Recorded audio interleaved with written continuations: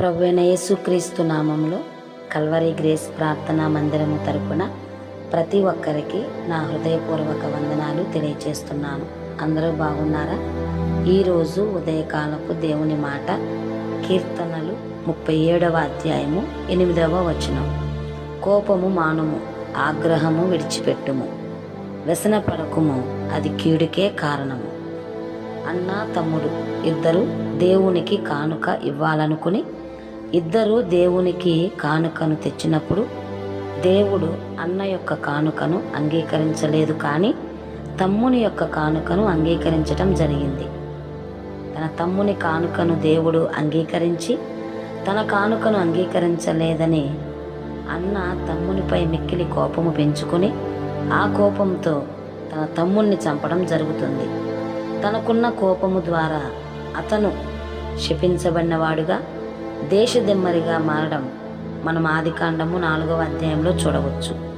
ఆ అన్నా తమ్ముళ్ళే కయీను, హేబేలు. తనకు ఇవ్వవలసిన గౌరవాన్ని ఇవ్వలేదనే కోపంతో హామాను మొర్దెకైని మాత్రమే కాకుండా తన జాతిని చంపాలనుకుంటాడు. హామాను కోపము ఒక జాతిని సంహరించేదిగా మార్చింది. ప్రియ దేవుని బిడ్డలారా, కోపము చాలా ప్రమాదకరమైనది.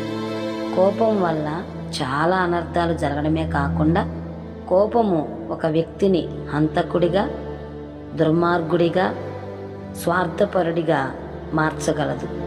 ఎలాగైనా ఒక వ్యక్తిని ఈ కోపం మార్చగలదు. అందుకే కీర్తనాకారుడు చెబుతున్న మాట, కోపము మానుము.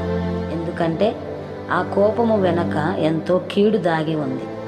బంధాలు, బంధుత్వాలు, స్నేహాలు, కుటుంబాలు, కాపురాలు, సంఘాలు, సహవాసాలు తెగిపోవడానికి కారణం కోపం.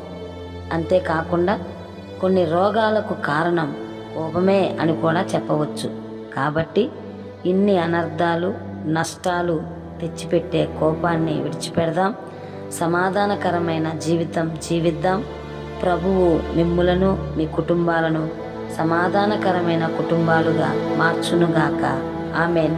God bless you all.